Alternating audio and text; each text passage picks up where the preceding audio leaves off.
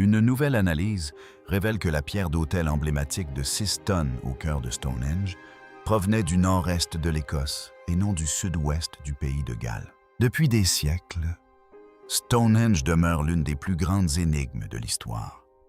Mais une découverte récente et stupéfiante a stupéfié les scientifiques. Et ce qu'ils ont découvert, et ce n'est bien pire que tout ce qu'on pouvait imaginer, sous les vieilles pierres et profondément enfouies dans le sol, se trouvent des ossements d'épreuves d'IA qui remettent en question tout ce que nous pensions savoir sur son existence si particulière. Se pourrait-il que Stonehenge ait dissimulé une vérité sombre et troublante depuis toujours? À quoi servait réellement Stonehenge? C'est l'un des monuments préhistoriques les plus célèbres au monde, et aussi l'un des plus mystérieux. Pourquoi Stonehenge a-t-il été construit dans le sud-ouest de l'Angleterre il y a 50 ans, et pourquoi cette nouvelle révélation est-elle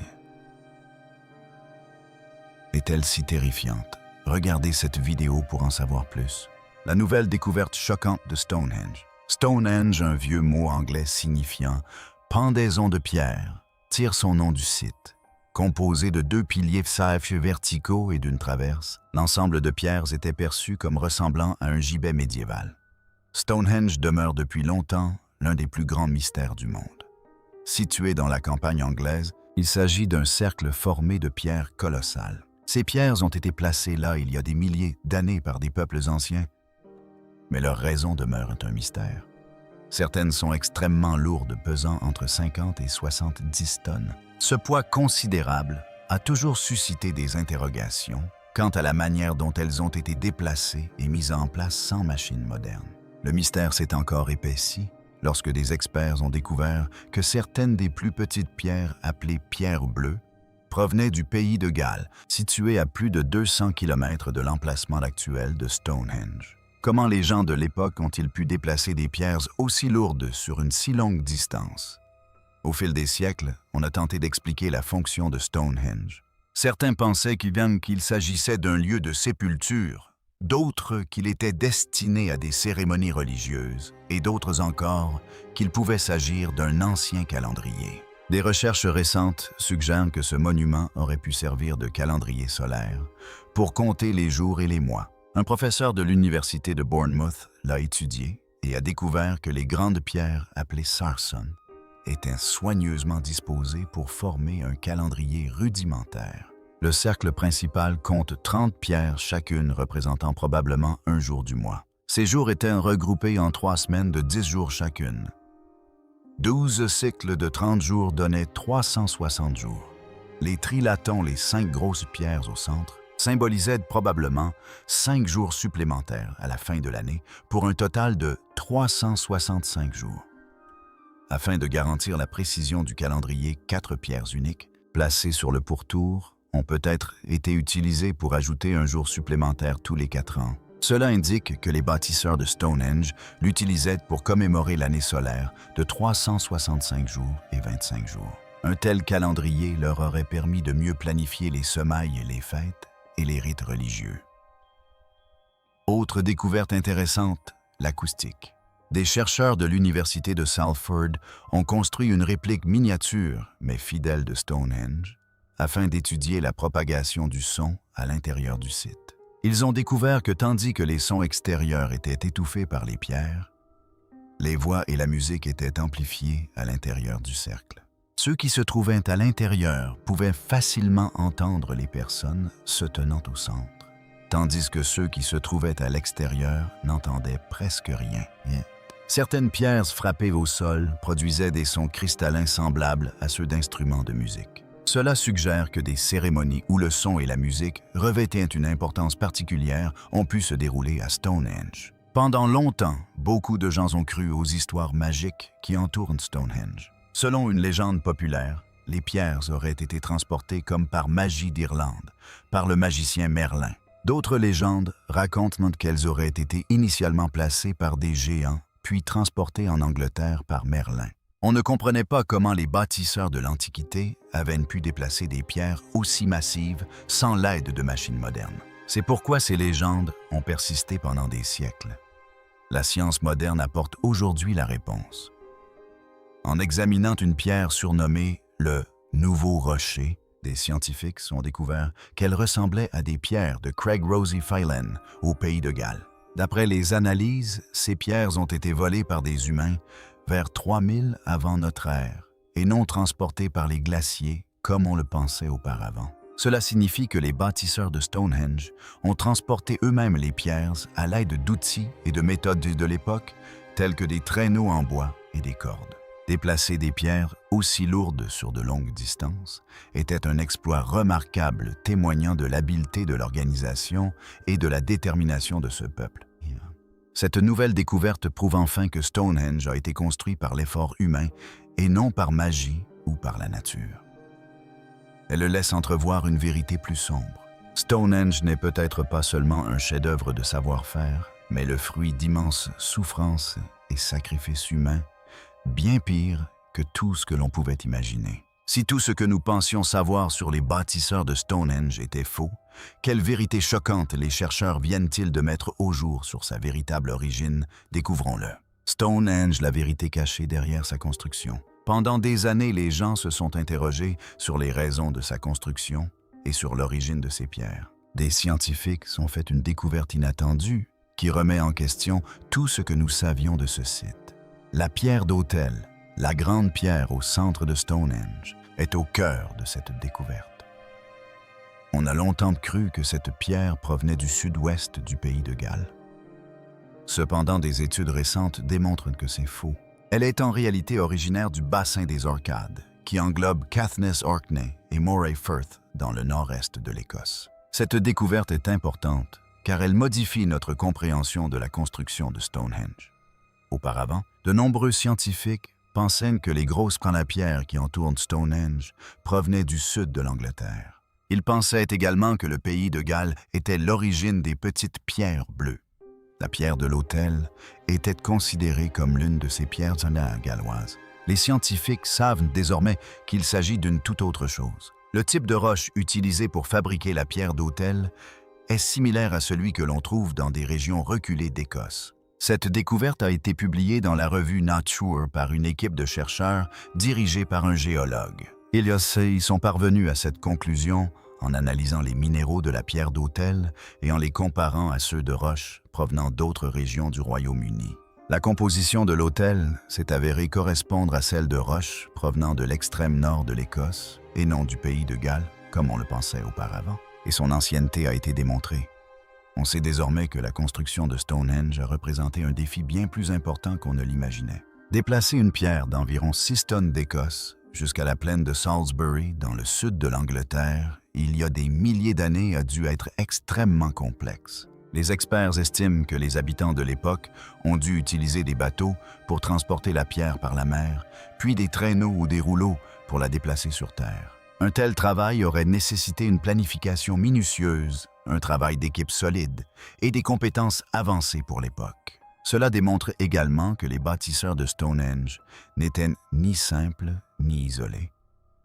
Au contraire, ils étaient bien organisés et en lien avec d'autres groupes à travers la Grande-Bretagne. Cela signifie que des communautés d'Écosse, du pays de Galles et d'Angleterre travaillaient ensemble, ou du moins entretenaient des liens étroits. Elles faisaient partie d'un vaste réseau qui partageait des idées et peut-être même, ils ont collaboré sur de grands projets. Une question importante demeure: pourquoi avoir choisi cette pierre si éloignée? Il ne semble pas que ce soit uniquement pour des raisons pratiques. Les experts pensent que cette pierre d'autel devait avoir une signification particulière pour les bâtisseurs. Peut-être revêtait-elle une importance spirituelle ou symbolique. Son emplacement central à Stonehenge témoigne de son rôle important dans les cérémonies et les rites. Cette découverte bouleverse également notre compréhension de la vie en Grande-Bretagne il y a 5-0 ans. Elle révèle que ces individus étaient intelligents, talentueux et capables de planifier des projets d'envergure impliquant une collaboration à grande échelle.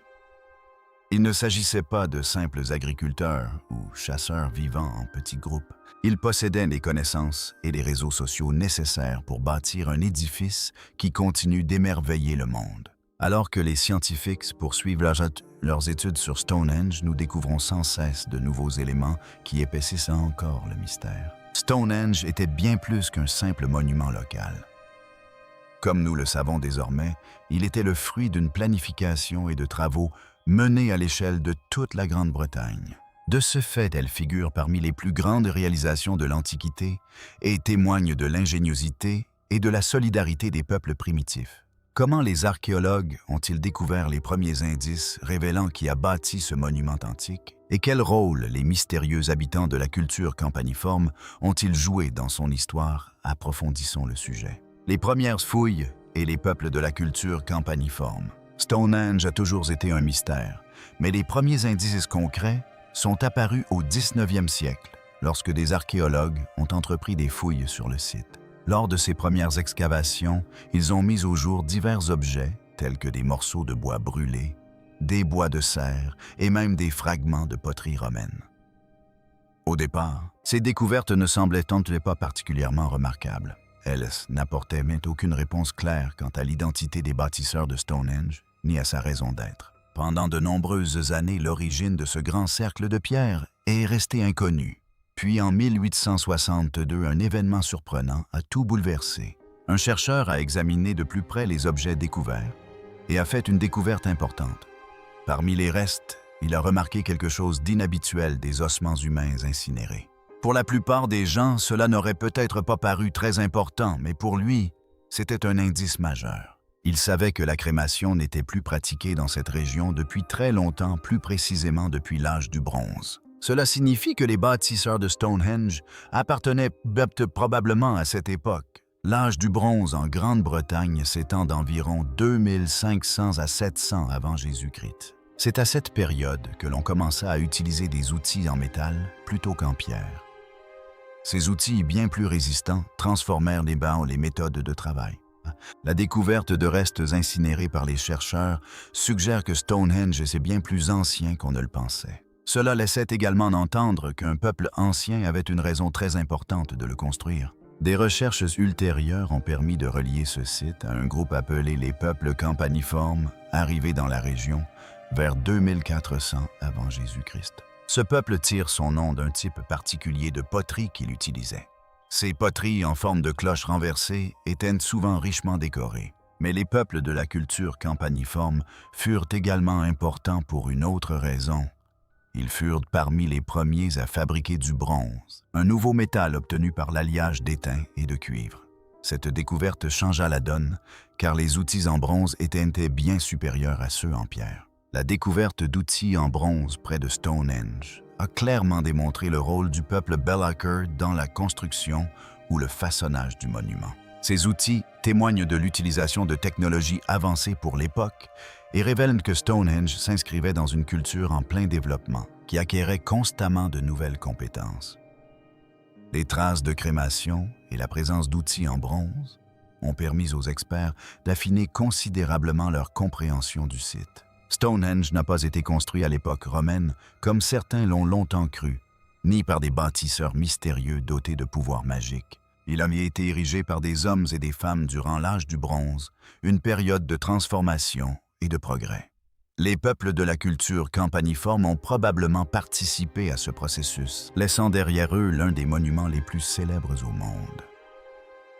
Si les premières fouilles ont révélé qui ont pu construire Stonehenge, quelle vérité surprenante! Les pierres elles-mêmes pourraient-elles bien receler sur leur passé? Approfondissons le sujet. Le passé caché de Stonehenge. Des pierres réutilisées provenant d'un monument lointain. Grâce à de nouvelles recherches, des experts ont réexaminé l'histoire de Stonehenge et leurs découvertes sont surprenantes. Pendant longtemps, on a cru que Stonehenge avait été construit uniquement avec des pierres provenant des environs. Les chercheurs savent désormais que certaines de ces pierres provenaient en réalité d'un ancien cercle de pierres situé au pays de Galles. C'est lors de fouilles sur le site de Juanmont, dans les collines de Preseli, que les archéologues ont fait cette découverte. Sur ce site, ils ont trouvé des trous vides disposés en cercle, ce qui indique la présence passée d'un cercle de pierre. Comme toujours en archéologie, de nombreuses questions restent sans réponse, notamment pourquoi, des centaines d'années après la mise en place des premières pierres, ces trous correspondant à la taille et à la forme des célèbres pierres bleues qui se dressent aujourd'hui à l'intérieur de Stonehenge. Cela signifie que les pierres de Wanmun ont probablement été déplacées vers la plaine de Salisbury, où se trouve aujourd'hui Stonehenge. L'importance de cette découverte réside dans l'immense distance qui sépare les deux sites. Wanmun est situé à environ 240 km de Stonehenge.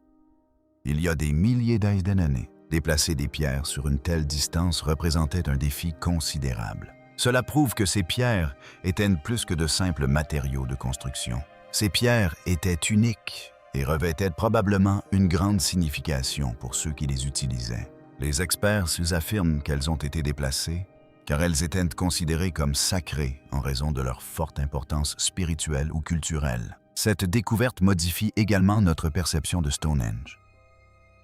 Il appartenait très probablement à un ensemble sacré plus vaste et interconnecté. De nombreux sites cercles de pierres et sépultures ont probablement été partagés dans cette région. Stonehenge pourrait avoir constitué le point central et l'élément le plus important de l'ensemble du réseau. Ces résultats montrent que Stonehenge représentait bien plus qu'une simple construction. Cela a eu de l'importance pendant de nombreuses générations. Il faisait probablement partie d'une ère sacrée beaucoup plus vaste et interconnectée. Cette ère comprenait sans doute de nombreux monuments, cerclés de pierres et sites funéraires disséminés sur le territoire. Dans ce contexte plus large, Stonehenge en était probablement la pièce maîtresse, l'élément le plus important. Ces découvertes montrent que Stonehenge n'était pas qu'un simple projet de construction, mais un lieu chargé de sens pour de nombreuses générations. Il s'agissait probablement d'un lieu de cérémonie de tradition et de croyances partagées, rassemblant des personnes de différentes régions. Si les pierres témoignent de voyages et de réutilisation, quels secrets pourraient encore être enfouis sous terre à suivre? Découvrir les étapes de construction et les secrets de Stonehenge. Stonehenge n'a pas été construit en un seul jour. Sa construction a duré de nombreuses années et s'est déroulée en différentes étapes.